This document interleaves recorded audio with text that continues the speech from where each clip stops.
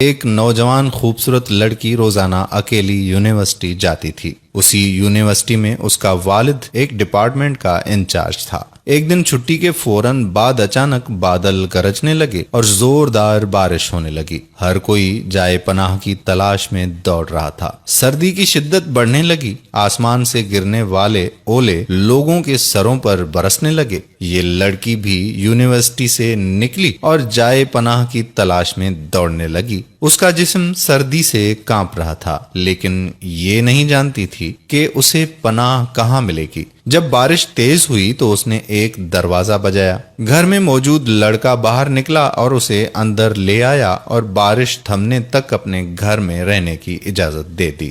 دونوں کا آپس میں تعارف ہوا تو معلوم ہوا کہ لڑکا بھی اسی یونیورسٹی میں پڑھتا ہے جہاں وہ خود زیر تعلیم ہے اور اس شہر میں اکیلا رہتا ہے۔ ایک کمرہ، برآمدہ اور باتھ روم اس کا کل گھر تھا۔ نوجوان نے اسے کمرے میں آرام کرنے کو کہا اور اس کے پاس ہیٹر رکھ دیا اور کہا کہ کمرہ جب گرم ہو جائے گا تو وہ ہیٹر نکال لے گا۔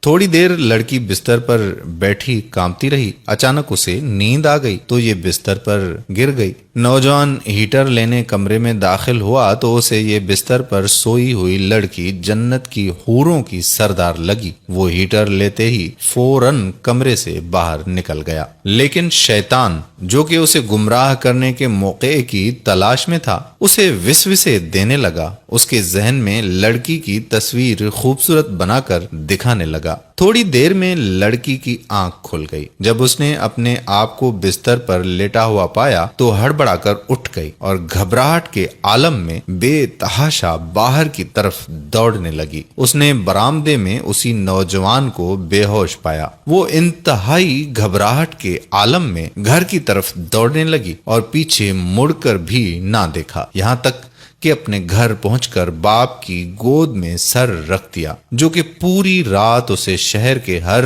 کونے میں تلاش کر رہا تھا۔ اس نے باپ کو تمام واقعات منو ان سنا دیے اور اسے قسم کھا کر کہا کہ میں نہیں جانتی کہ جس عرصے میں میری آنکھ لگی کیا ہوا میرے ساتھ اور کیا کیا گیا، کچھ نہیں پتا۔ اس کا باپ انتہائی غصے کے عالم میں اٹھا اور یونیورسٹی پہنچ گیا اور اس دن غیر حاضر ہونے والے طلباء کے بارے میں پوچھا تو پتا لگا کہ ایک لڑکا شہر سے باہر گیا ہے اور ایک بیمار ہے، ہسپتال میں داخل ہے۔ باپ ہسپتال پہنچ گیا تاکہ اس نوجوان کو تلاش کرے اور اس سے اپنی بیٹی کا انتقام لے۔ ہسپتال میں اس کی تلاش کے بعد جب اس کے کمرے میں پہنچا تو اسے اس حالت میں پایا کہ اس کی دونوں ہاتھوں کی انگلیاں پٹیوں سے بندھی ہوئی تھیں۔ اس نے ڈاکٹر سے اس مریض کے بارے میں پوچھا تو ڈاکٹر نے بتایا کہ جب یہ ہمارے پاس لایا گیا تو اس کے دونوں ہاتھ جلے ہوئے تھے۔ باپ نے نوجوان سے کہا کہ تمہیں اللہ کی قسم مجھے بتاؤ کہ تمہیں کیا ہوا ہے۔ باپ نے اپنا تعارف نہیں کروایا۔ وہ بولا کہ ایک لڑکی کل رات بارش سے بچتی ہوئی میرے پاس پناہ لینے کے لیے آئی۔ میں نے اسے اپنے کمرے میں پناہ تو دے دی، لیکن شیطان مجھے اس کے بارے میں پھسلانے لگا تو میں اس کے کمرے میں ہیٹر لینے کے بہانے داخل ہوا۔ وہ سوئی ہوئی لڑکی مجھے جنت کی حور لگی۔ میں فوراً باہر نکل آیا، لیکن شیطان مجھے مسلسل اس کے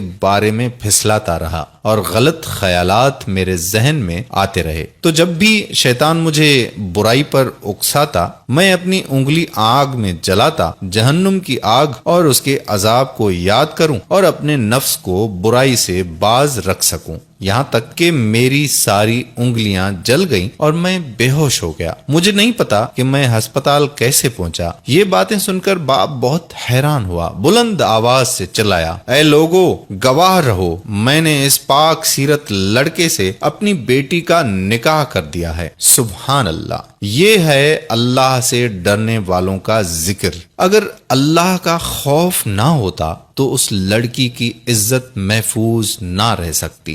جو بھی لڑکا یا لڑکی ناجائز تعلقات قائم کرتے ہیں یا غیر شرعی دوستیاں یا محبتیں کرتے ہیں تو وہ اپنے اس برے فعل کو چھپانے کی حتی الامکان کوشش کرتے ہیں۔